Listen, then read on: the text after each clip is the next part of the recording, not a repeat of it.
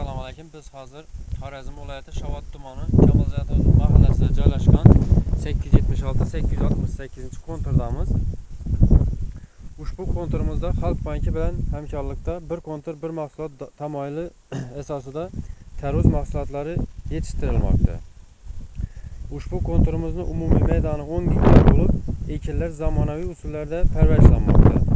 Hozirda ekinlar unib chiqqan. Hosil olgunga qadar 120-130 kunni talab qiladi. Yetishtirish jarayonida sug'orilib, tabiiy va mineral o'g'itlar bilan oziqlantiriladi. Ushbu loyiha 33 ta dehqon xo'jaliklariga biriktirilgan bo'lib, har bir dehqon xo'jaligiga 0,3 gektardan to'g'ri keladi.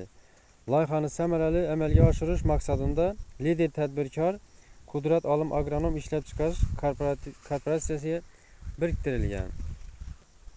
Ushbu mahsulotlarimizni yig'ib olingandan keyin ikkilamchi ekin ekilib, dehqon xo'jaliklarini daromadini oshirish ko'zda tutilmoqda.